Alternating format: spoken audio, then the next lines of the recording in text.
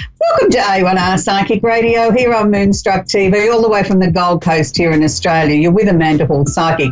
It's going to be an absolutely fabulous show today. I hope you're feeling as enthusiastic and as excited as I am around the world. I don't know about you guys, but, once we sort of start to head into October, you can almost smell the holiday season in the air, can't you? It's sort of a time of great excitement. I think also, too, because we're in the sun sign of Libra, where Libra sort of tends to want to make everything sort of happy and fairy floss pink, as I call it. Everybody wants to have a smile on their face, and it's a time of balance and really not being aggressive, but a time of sort of chilling out a little bit, finding a different way to resolve any conflicts that might be in our lives. So I really think it's an amazing time of the year. Now, it's not my favourite time of the year. I'm not a Libra. I'm a Sagittarian, so December's my favourite month. But it's just a time of the year that I've noticed every year that I've been alive, that it's a time when people sort of chill a little bit, I suppose, as we draw breath and get ready for the busy season that's ahead of us with the holiday season. So to kick the show off this week, we've got the Simply Tarot card of the week, as we feature every week. And this was the actual very, very, very first card that we designed in the Simply Tarot set many, many moons ago now, and it's called the Ace of Wands. Now, the Ace of Wands is the card of new beginnings, birth, new ideas, or creations. And you can see very clearly on the card that it's got a beautiful sunrise in the background, but we've actually used a frangipani stick as a wand when we designed these cards. And for those people that aren't familiar with frangipanis, they're an Hawaiian sort of flower that means death and regeneration, and that actually is my hand in the shot. And the frangipani actually did come from my garden, and it was the very first card that we designed many years ago, as I said, when we were designing the Simply Tarot cards. And it's probably still one of my favourites because it just symbolises all that's fresh, all that's new, and opportunities that lay ahead of us. So let's keep the show moving. This week we're going to be talking about our Simply Tarot card. We've just done that. Our candle of the week from my 27 in the range. And this week I'm pleased to say that it's the actual candle that represents the sun sign of Libra. So it is an air sign candle. It's got a beautiful fragrance to it. For those of you that might be another air sign, this is the air sign candle that goes for Libra, Aquarius, and also the sign of Gemini. So anybody that is an air sign can purchase this candle. Now, how do we work with a candle? Now, if you're a Libra and you want to sort of start to bring in more of your Librian qualities, and if you're not a Libra and you want to start to work with the energy that I'm about to talk about, what we would do with the candle is write down a list of 3 things that we would like to draw towards us, and maybe 3 things that we think are coming to a completion or things that we're nearly ready to let go of. Now, the Librian energy is about truth. It's about seeking the truth no matter what. The Libran sign is also seen as being an air sign. It's a cardinal sign, so it means it's the first point of the compass. But it's also, in a sense, quite a selfish sign, because it has to look at how it handles things first and foremost for them, and then I can put myself in your shoes. So it takes on a little bit of the Aries energy there first and then balances it out with that beautiful equilibrium that we know to be the sign of Libra. So it's a sign of, anytime I think of Libra, I think of beautiful possessions. I think of everything being designer label, a stunning looking house, those houses you see in the magazines and we all dream of, which aren't practical in our day-to-day life, to have the beautiful throw rug and the candle sitting there and the vase of flowers for the dog to knock over, but we can dream about it. And that's the Librian sort of energy, is to daydream a little bit and to bring our lives into balance and to find different ways to handle conflict that might be in our lives. So with the sun in Libra, I always sort of look at it, what is it that maybe you need to bring into balance in your life? Is there a new venture that you're struggling with to get off the ground and maybe it's got fors and against? Well, that's something else you could put on your list. Or it may just be the time when you just want to sort of chill out and sort of say, I'm going to pamper myself and spoil myself a little bit. Where's the nearest day spa? How quickly can I get there? That might be something that you might want to put on your list as well. And for those things that you're sort of releasing or coming to a completion, there may be 3 or 4 things there that you want to pop on the list as well. So you light your candle. These extra large candles have 2 wicks, so I like to burn 1 wick one day and 1 wick the next day. Just gives you a longer burn time. Instead of your candle burning for approximately 50 to 60 hours, you'll get up to 100 hours of your burn time then. It also makes it a safer way to burn your candle because they are glass containers. And the glass container itself does get hot. The actual soy wax doesn't get hot, but the glass container does. When the changes is barometric pressure and things like that, sometimes your glass can sort of crack under those sort of changes in weather conditions. I like to pop my candle underneath a coaster, always putting a coaster between you and the furniture. That also helps with preventing the glass container cracking, but it also stops you from bloody scorching your furniture as well. So it's really, really important. So we write our list out, we read it out aloud.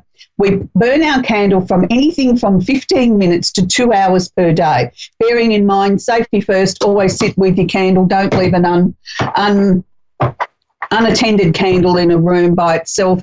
You never know, accidents can happen. The slightest thing can sort of tip a candle over or set it off. Please never put them under fans, air conditioners, near dogs and children, and always safety first. Now, for those of you that want a smaller candle, we do have a travel kit. A gift box set where this week I've made it up of the 3 air sign candles, but you can choose any one of the 3 candles out of a range of 27 to make up your kit. These make ideal little gifts heading into the holiday season. You can split them up and give them to teachers and neighbours and work colleagues and that. So they make a nice little gift. 15-hour burn time you'll get approximately out of those. Same rules apply, so they are really a special box set. So for those of you that don't want to work with a candle, and I know a number of you say I don't have the capabilities of being able to do that, Amanda, but I still want to work with the energy this week. Well, can I suggest a melt warmer? You can pick these up at a department store or a variety store here in Australia, around about $15, the local supermarket. Have a little switch on the side. It's electric. I take about half a teaspoon per day out of my soy candle that I'm working with, pop it in my melt warmer, read my list out loud, put it underneath the melt warmer, put the melt warmer on a coaster, then I turn the power on, and I can leave that going safely all day. So you may want to have one at home and one at work and sort of continue on with the energy that you're working with. It's entirely your choice, but a much safer option. So this week I'm really excited to talk about a number of things that have been happening in the universe. For those of you that regularly watch the show, you'll know each week we talk a little bit about what's been happening in the last 7 days or what we're coming up with in the universe. It's been a very powerful full moon that we had in Aries, and that's sort of now behind us, and we're sort of in that sort of breathing stage now between the full moon and the new moon, and sort of saying, okay, we can catch our breath a little bit. But we've had a very, very interesting shift of energy in the last 24 hours.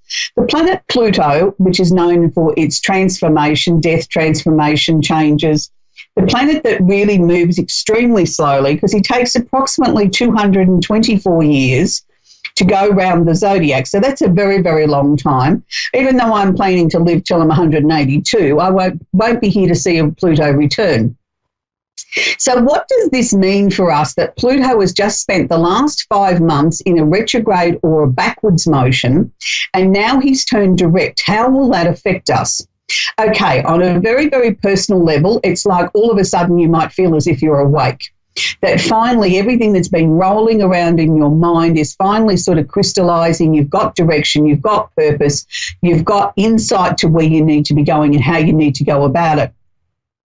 It may also be a time where you need to be a little bit careful of how much you verbalize things, particularly if you're going to have serious conversations with other people, because it's a bit like a dam that's been blocked for 5 months. All of a sudden the dam breaks and all this stuff comes gushing out. So be very aware of what you're going to say. I'm not saying I don't like truth. I'm a very big believer in truth. What I'm saying is think before you speak. That's all I ask. If it's a time of where we've got to get some blunt truth on the table, that's great. But let's look at a way that we can deliver it, that it's non-threatening, that the other person will actually pay attention and contribute to it, that we can use all the utilization skills of the arbitration skills of the Sun in Libra, where we can find a balance, where we can deliver the truth in such a way that it's non-threatening, that everybody sort of comes to the table and says, yes, okay, I mightn't agree with your point of view, but I understand your point of view, but have you thought about maybe tweaking it and looking at it a little bit differently from this point of view? So this is where arbitration comes in. So it's a very, very good time for that. On a more global sort of scale, we are going to see a lot of things come out of the woodwork, so to speak. And I know I was watching CNN before the show and all the stuff that's going on over there with Kavanaugh and Trump and everything like that. And that is a very classic example of the truth coming out even after all these years of somebody's past catching up with them of what they did in college is now coming back for public scrutiny, and they're, well and truly entrenched into their career and looking to make a career in politics. So you have to be very careful. It's a time where you need to be aware of things that you may not be proud of might come out into the public arena, particularly if you're in public life. But for the rest of us mere mortals, it may be something on a more mundane level. It may be something connected with our work. It could be a family issue. It could just be, finally, we're being truthful with ourselves that some of our dreams and aspirations really aren't what they should be, or really don't deserve the effort that we've been putting into them. And maybe it's a time to reassess and reorganise where we're heading for the remainder of this year and heading towards in 2019. So it is a very exciting time. So to wrap up our little trip around the universe, this week my very, very special look at a famous male singer, and it's a male singer in Aquarius, and I'm very excited about this. I know I say it every week, I'm excited to who I'm talking about, but this week I am probably more excited than I've been. Oh, maybe not so, but one of my very, very first people that I really loved as a singer when I was a little girl, and I think everybody can relate to who I'm about to announce, and it's the one and only Neil Diamond. And I don't think there's a household around the world that doesn't have or didn't have at least one copy of Hot August Night. I know I can put my hand up to wearing out 3 lots of vinyl records of Neil Diamond's Hot August Night, and I think I'm probably on my 4th set of CDs of it now. So that just gives you some idea of how much I actually adore this man, and particularly that album. I don't know how you like to listen to Neil Diamond, but I'm one of these people. I like to sort of turn the lights down low and sit back in a relaxing chair, just put the CD on the turntable, turn the volume up, and just be in the moment. And Neil Diamond, I've had the good fortune of seeing him a couple of times live, is the most amazing entertainer. He's not flamboyant. He's a man that comes out on stage. His humility is just so humbling and so beautiful to see. And I remember the second time I saw him here in Australia, walked out on the stage, and the first thing he did was apologise that it took him so long to come back. And for all those people that are sitting behind me and looking at my derriere, I don't know why you paid money to do that, but anyway, I'll do my best to sing to you as well. And I thought, what an amazing man. And, he captivated the crowd. You couldn't hear a pin drop.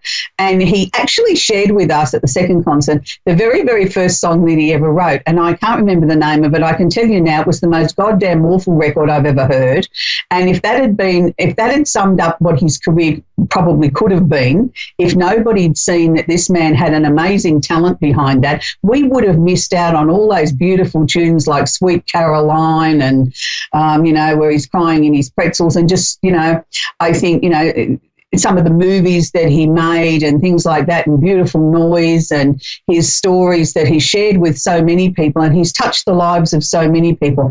Too many awards to even begin to announce that this man has amassed over the years, and it really saddens me to know now towards his senior years that he's struggling with a very severe illness, which will take away his creativity and his love of music and things like that. All as we can do is collectively keep him in our prayers and hope that things don't deteriorate too much, and this man can enjoy his more senior years in the way that he's given us such pleasure. And, for those of you that, want to trip down memory lane, why not Google Hot August Night and sit back and enjoy it?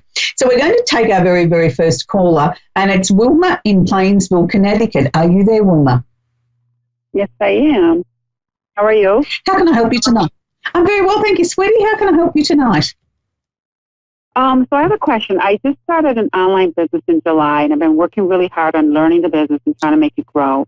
My question is, I've been interviewing different coaches to help me, and I don't know if I should just go out and pay all this money out and have them help me, or continue to do what I'm doing and have the help from people who are in the business and do it that way.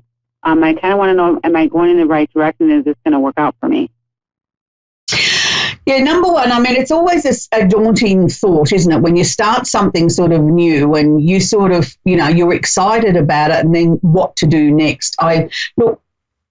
My first feeling on this, when you first started talking to me about it, Wilma, was hang 5 on spending any more money. Let's just sort of stop for a minute, catch our breath, and have a look at what these people can actually do for you for the investment.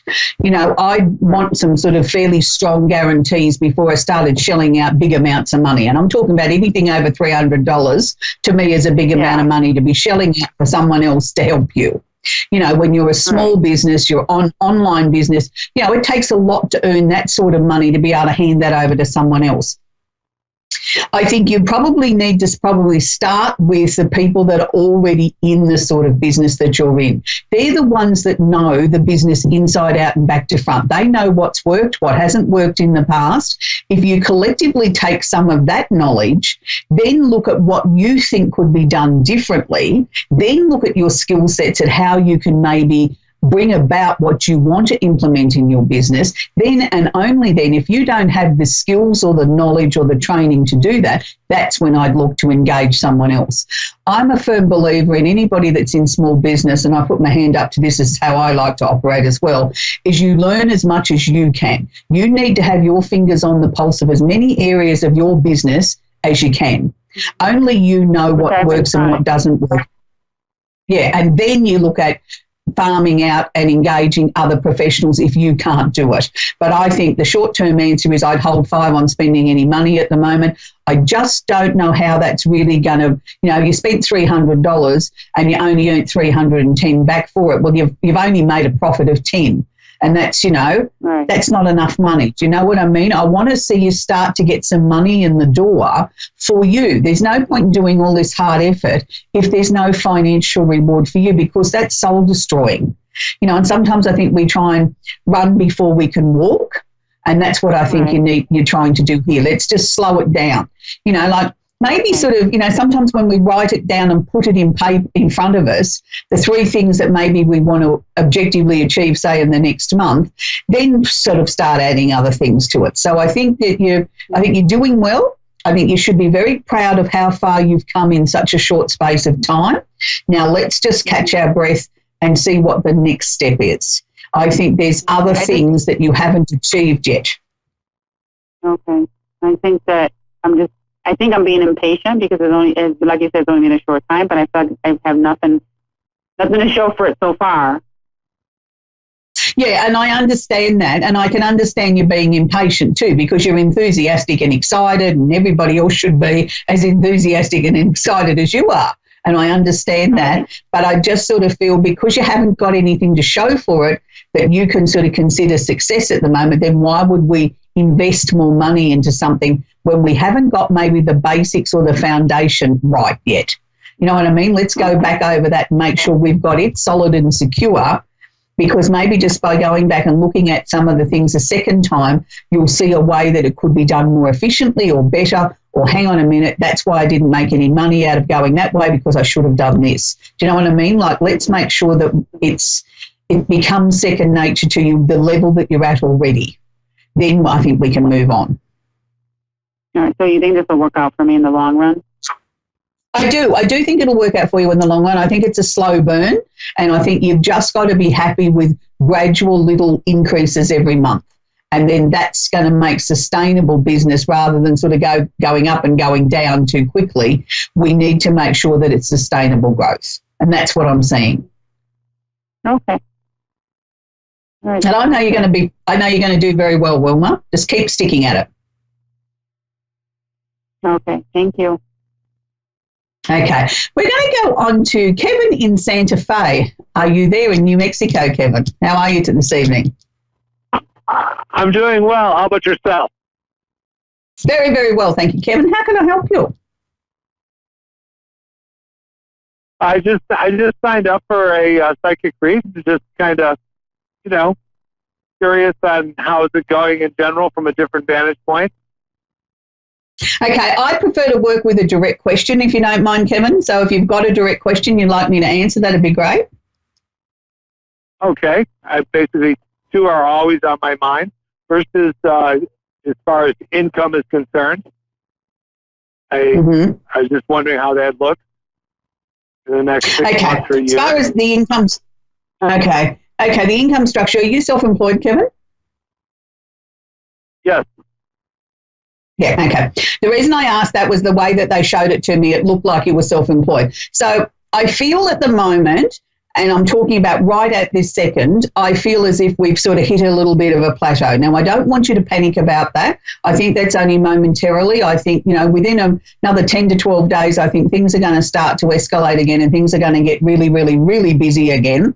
So I want you to use this time to catch your breath, catch up on those jobs that you haven't had time to do, and get ready for the next real growth spurt in the business. So are you looking to expand or add something else new to the business before March next year?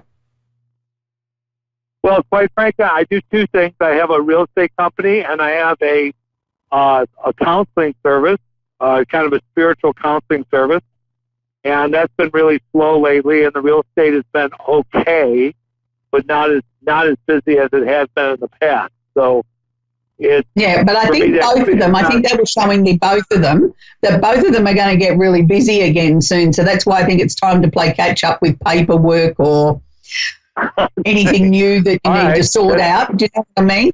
To be ready to go again. But let's break it down into the two. Let's break it down into the two sections. The real estate thing, I think, is just, it's just one of those temporary slumps. Things are going to explode again very, very quickly with that. And it's like there's not going to be enough hours in the day with that. But to me, that's not really where your passion lies. That, to me, is what pays your bills, and it's what you've been doing for a long time. That's right. And, it's good. But the other one is where your real passion lies. Now, this is the one that I felt that you were going to be bringing in or expanding or looking at new services to add to this around March next year. So I'm not sure what that is yet, whether you've even come across it or you've even really decided you're going to implement it, but there was something new attached to that. Now, spiritual sort of work is not something that I've been in the industry over 40 years that you can ever say is consistent. But you know what I'm talking about being self-employed. I mean, self-employed people, it's like a yo-yo, isn't it? It goes up and down and you never really know from one day to the next. You can look at all the figures you like under the sun and all the past stuff, and nothing really ever tells you exactly what next week's going to be like, does it? So spiritual work's pretty much the same way, in as much as that there's different triggers for reasons why people contact you or why you're busy. But if I can share one little piece of wisdom with you that I've probably ignored for many years in my work as a spiritualist, was that a lot depends on where you're at and where your energy levels are at. And if you're feeling the slightest bit tired or annoyed or upset with somebody, that will upset that balance more so than it will in any other business. So it's almost like, yes, we've got to walk our talk and, only work with the things that we truly believe in, but we also have to really look after ourselves. And I'm not an advocate for people to turn around and all become vegans or vegetarians or whatever. I mean, it's a personal thing. I just think if you look after yourself the best that you can in what makes you feel happy and well, then that transpires into your spiritual work. And that's, I think, the greatest thing that you can do for that side of the business. But I know that there's new opportunities coming there for you. Are you going more into the teaching realms with that next year? Well, curiously, you should mention, I'm looking at putting together some workshops around different aspects of it. And, I'm just in the preliminary stages of it. Right, well, this is why you've got this little lull, you see. So you've got the energy and the time to start working on that, even if they're not completely 100% ready to go, but sort of getting the bones down on paper and how long you're going to do it for and what your costing's going to be and what you expect to, they're going to get out of it and all that sort of stuff. So the sooner we get that sort of nailed down, then you'll find things will start to flow again. Spiritual work is a bit like that. When you've got work to do yourself, to get to the next level that I say collectively, our spirit guides, whatever label we want to put on it, have decided we're going to do, they slow everything down so that it's like, well, okay, this is to give you enough time to do that. When you've done that and been a good boy, then we'll get the phone ringing again. So you have to have a sense of humour. I totally understand that. I totally get it. Yet it's still very unnerving to me. Oh, absolutely. Look, I mean, even after 40 odd years in this industry, I still find it unnerving too, Kevin. So don't tell anybody that. But, I still panic if there's not enough work coming in too. And I think, okay, well, I better practice what I preach, like what am I not looking at? What is it that maybe they want me to work on? So, it's a beautiful industry to be in. And I think when you sort of learn to work with the energy, you find then that things do flow a lot easier. But I know you're going to be very successful because they've shown me the sign there that you've got many, many, many people yet to teach. And the real estate thing to me is that's going to, I don't ever say something can run itself by itself, but I feel that will become less and less your chosen profession. Like it'll always be there. You'll have other people working in the business for you, producing money and keeping that side of the business afloat, so that then your energies can go to where your heart really lies. And that's the balance of both worlds, and that's good. And a bit more travel next year too, because these workshops aren't just going to be local, Oh, nice.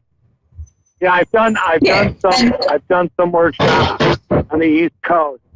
Yeah, it's great. Yeah, but I think we also need to sort of look at utilising modern technology as well, sort of getting some stuff out there on the social media sort of stuff to sort of tease them or whet their appetite for what they can get by coming to your workshop, coming to a location near you. Right. Okay. So you've got a lot of homework to do now, Kevin. I've totally ignored the whole marketing aspect of it. No, well, you can't do that. You've got to get up with the real world, sweetie. Unfortunately, we all had to do it. We came kicking and screaming. Right.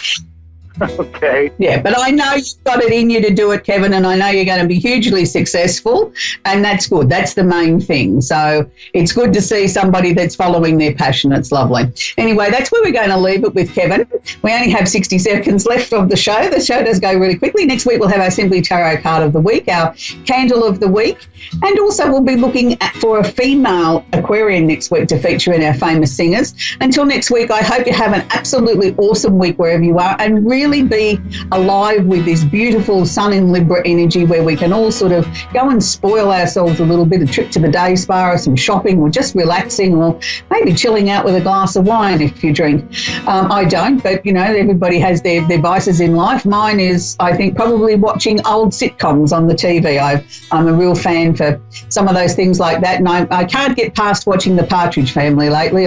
David Cassidy and I, I'm sure we must have had a past life experience. Anyway, until next week, have a great week. Bye for now.